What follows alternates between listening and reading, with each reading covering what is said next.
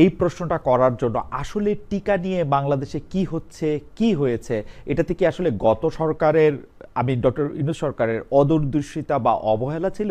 আমি প্রথমে ডক্টর জাবিনকেই জানতে চাই, তারপর আমরা ডক্টর চক্রবর্তীর কাছ থেকে এটি জানতে চাইবো যে এটা কি অদূরদর্শিতা, এটা কি অবহেলা, এটা কি একটা মিসম্যানেজমেন্ট, এটা কি এখনো এটা ম্যানেজ করার সুযোগ রয়েছে কিনা কোনো কুইক কোনো স্টেপস নিয়ে?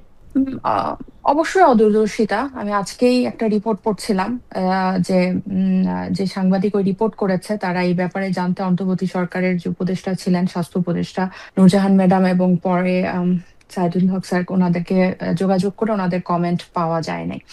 এবং তারা যে উম, অন্তর্বর্তী সরকার সংস্কারের প্রজেক্ট হিসেবে এই ভ্যাকসিন কেনাতে একটা পরিবর্তন এনেছিল, যেটা ভালো, কিন্তু এটা সামাল দিয়ে উঠতে পারে নাই আমি যতটুকু জানলাম। এবং এই পুরা টিকাদান প্রক্রিয়াটাই একেবারেই ইন্টারাপ্টেড ছিল, যার কারণে হামের মতো একটা যেই রোগ অনেকটা চলে গেছে দেশ থেকে, সেটা আবার এত বাজেভাবে প্রাদুর্ভাব হলো এবং খুব অল্প সময়ের মধ্যে অনেকগুলো বাচ্চা মারা গেল। এবং এটার পাশাপাশি অদূরদর্শিতা এবং আমাদের হোল হেলথ সিস্টেমের পার্ট হিসেবে আপনি জানেন যে অন্তর্বর্তী সরকারের সময় অনেকেই বিভিন্ন দাবি দাওয়া নিয়ে আন্দোলন করেছে, তারপর কাজ বিরতি দিয়েছে। এরকম হেলথ অ্যাসিস্ট্যান্ট কিন্তু, মানে স্বাস্থ্য সহকারী যারা আসলে এই টিকাদান কর্মসূচিগুলোর সাথে যুক্ত, তারাও কিন্তু কর্মবিরতিতে ছিল। তারপর যারা পোর্টার, প্রায় 1,500 পোর্টারের মতো, তাদের গত 9 মাস ধরে বেতন হয় না।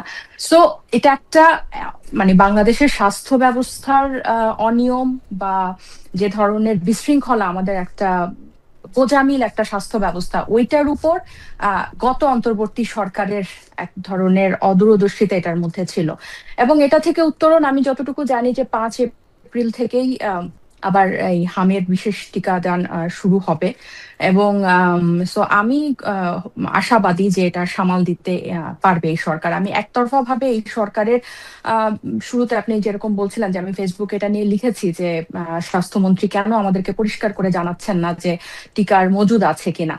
এখন মাত্র তারা ক্ষমতা নিয়ে তার আগের কি অবস্থা সেটার একটা কন্টিনিউশন এখানে আছে, কিন্তু এই যে ব্রিফ করা, আমি আজকে দেখলাম যে স্বাস্থ্য অধিদপ্তর থেকে ব্রিফ হচ্ছে, এটা কিন্তু খুব সিরিয়াস ইস্যু। কোভিড এর সময় আমরা যেরকম রেগুলার ব্রিফ দেখেছি, আমরা কিন্তু এটা নিয়েও সেরকম ব্রিফ সরকারের পক্ষ থেকে আশা করি, যে মানুষকে আশ্বস্ত করা। সো এটা সরকার শুরু করেছে আমি দেখলাম।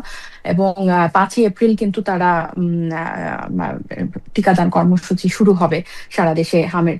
কিন্তু যেটা নিয়ে আমি কনসার্ন জানাতে চাই, ধরেন হামে যখন বাচ্চা মারা যাওয়া শুরু হলো, তখন এটা নিয়ে কিন্তু অনেক তোলপাড় শুরু হলো। কিন্তু ডাব্লিউএইচও থেকে আমেরিকা বের হয়ে যাওয়ার পর এই যে তহবিল সংকট, এটা নিয়ে কিন্তু আমাদের দেশে যে টাইফয়েডের টিকা, তারপর জরায়ুর ক্যান্সারের যে টিকা মহিলাদেরকে দেওয়া হয়, এটা সহ আরো অনেক টিকা কিন্তু তাদের তহবিলে বা তাদের সহায়তায় কিন্তু চলে।